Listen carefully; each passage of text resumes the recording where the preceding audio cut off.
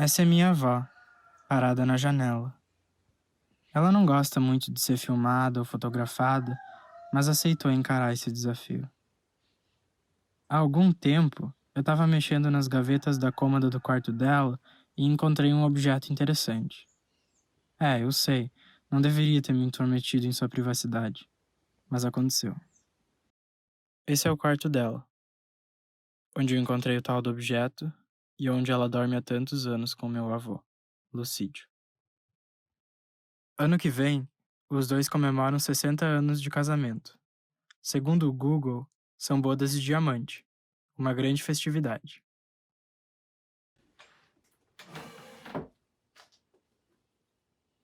Esse é o objeto, um livro. Como se fazer amar, número 94 do selo de ouro. Não encontrei a data de publicação dele em lugar algum, mas, depois de algumas pesquisas na internet, descobri que outros livros de bolso, também conhecidos como edições de ouro e publicados pela mesma editora, datam dos anos 50 ou 60 por aí, ou talvez sejam ainda mais antigos. Muitas edições ficaram famosas lá nos Estados Unidos e na Europa e foram traduzidas para o Brasil. O conteúdo dele foi algo que me chamou muito a atenção quando folheei pela primeira vez. Muitas palavras que tinham as pronúncias fechadas nas vogais E e O ainda eram acentuadas nessas letras com um acento circunflexo, o famoso chapeuzinho, como por exemplo a palavra conforto, que tinha esse acento no O. De qualquer forma, não é para falar sobre as mudanças da língua portuguesa que eu estou fazendo esse documentário. Como o próprio título indica, o livro fala sobre amor, desde o namoro até o casamento. Dá dicas sobre como cortejar, como beijar e como se declarar para alguém. Também dá dicas sobre quando noivar e quando se casar. Tem até algumas regras e curiosidades. Isso tudo sob 2 pontos de vista, o masculino e o feminino. Numa das passagens do livro, o autor questiona se um homem, quando se apaixona por uma mulher, pensa se as belas e delicadas mãos da jovem saberão, no futuro, desempenhar as pesadas tarefas que incumbem a uma boa dona de casa. Noutra passagem, o autor aconselha os homens a não se casarem com moças que são inúteis em casa, pois se elas não podem ou não têm vontade de ajudar as próprias mães em suas casas, não darão boas esposas e nem boas mães para os futuros filhos do casal. Fiquei indignado, obviamente. Aí eu lembrei que antigamente isso era bem comum. Como o livro é americano, ele retrata perfeitamente a vida nos subúrbios, daquele jeito bem American way of life. Minha avó, por ser descendente de imigrantes italianos no interior do Brasil, não conheceu esse estilo de vida suburbano. Sua realidade socioeconômica era completamente diferente. No entanto, sua vida amorosa e seus comportamentos eram complacentes com o que estava escrito no livro. É notória a força das regras e dos estigmas relacionados ao amor naquela época, em todo o mundo. Era aceitável atribuir papéis estereotipados para cada um dos sexos. Hoje, um livro desses não seria aceito por grande parte das mulheres. Por grande parte, no entanto, não significa todas as partes. Como mudamos. E como ainda temos que mudar. Eu não tô aqui para denunciar nada. Foi somente um achado ingênuo, um registro histórico de uma época não tão antiga. Isso me fez refletir sobre algumas coisas que eu nunca tinha pensado antes. Hoje, minha avó vive num mundo completamente diferente. No entanto, os resquícios dos antigos modelos sociais ainda estão enraizados em seu cotidiano. Apesar disso, ela não parece estar muito preocupada com essas questões. Ela já não pensa no que está errado e no que pode mudar à sua volta. Já está tudo tão natural, tão estabelecido. Por isso, a minha avó não é o exemplo perfeito de feminismo. Ela não sabe o que o movimento significa, nunca teve contato com ele. E não é culpa dela.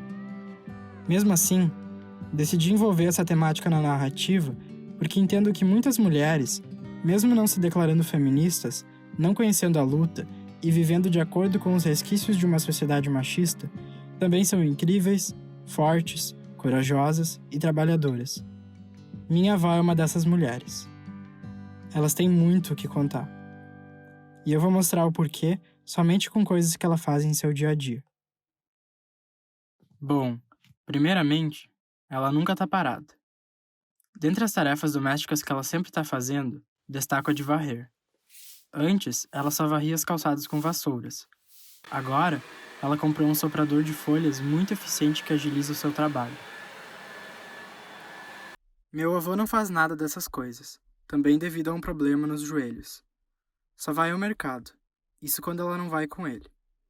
Seu lugar preferido da casa é o sofá, com certeza, no qual ele senta e deita enquanto ela funciona. Apesar de tudo, ele se esforça, principalmente agora que fez uma cirurgia e colocou uma prótese na perna. Eles são bons companheiros, e se completam de uma forma que parece que foram feitos um pro outro. Isso é meio clichê, eu sei, mas é o que eu sinto. Não consigo imaginar um sem o outro de maneira alguma.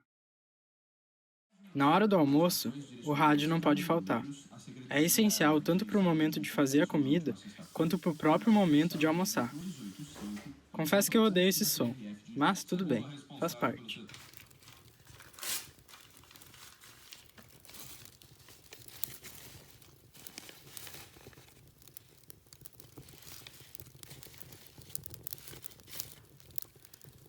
Ela cozinha somente para eles dois. Saem algumas coisas interessantes, mas a polenta, sem sombra de dúvidas, é o que ela faz de melhor. Ninguém faz igual a ela.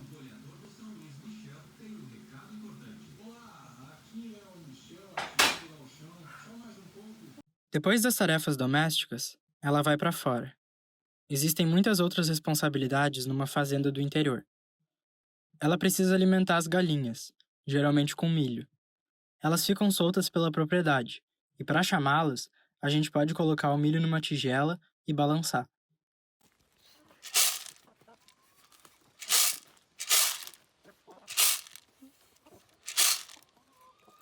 Assim, elas ouvem o barulho e vêm até nós. É preciso também dar comida para os pintinhos e para a mãe deles. Eles ficam boa parte do dia presos numa casinha, e só serão definitivamente soltos quando os pintinhos ficarem maiores e se tornarem capazes de sobreviver aos perigos do mundo externo. Além disso, as galinhas põem ovos em ninhos espalhados por toda a propriedade. E minha avó precisa procurar esses ninhos e juntar os ovos postos neles todos os dias. Não tem por azar nenhum. Tem ainda as ovelhas, que ficam mais afastadas da casa num campo onde podem pastar. O terreno ali é meio íngreme, então minha avó precisa cuidar para ir até lá embaixo e dar comida para elas.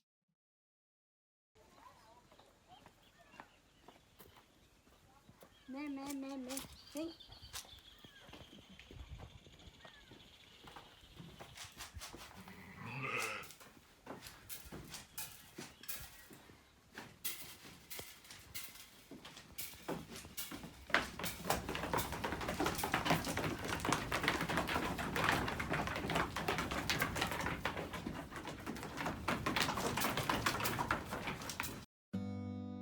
Atividades menos simples que essas, como alimentar os peixes do açude, cortar lenha e coisas relacionadas à lavoura, são realizadas por 2 peões que já estão ali há muito tempo.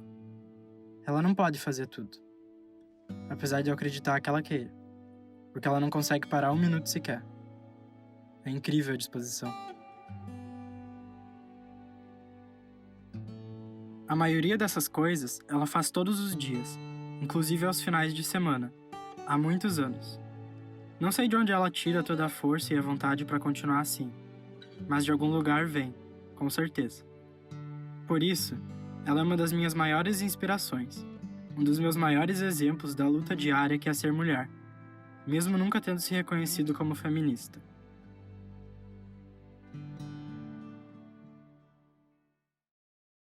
Eu não tô dizendo que a minha avó não precisa e nunca precisou, mesmo que indiretamente, do feminismo, ou que o movimento não é importante de uma maneira geral. Eu tô dizendo que ela não conhece a luta, nunca teve contato com ela, e isso não a faz menos mulher, menos forte. Nós precisamos compreender, por mais difícil que possa parecer, que existem mulheres que não têm contato nenhum com o movimento, assim como a minha avó. Não é culpa delas, na maior parte das vezes. Elas foram criadas de uma maneira diferente desde pequenas. E isso não é ruim. Não precisamos concordar com o que pensam ou com o que fazem. Precisamos apenas entender e, de alguma forma, contribuir com a discussão. Nenhuma mulher tem a obrigação de mudar, principalmente quando sua base de vivência foi aquela antiga sociedade do livro Como se Fazer Amar. E não somos eu, que estou fazendo esse documentário, e você, homem que o está assistindo, que julgaremos e definiremos o que essas mulheres devem pensar e como devem agir perante a isso. O meu papel aqui é respeitar os diferentes tipos de mulheres que existem, não importando o que elas fazem ou deixam de fazer.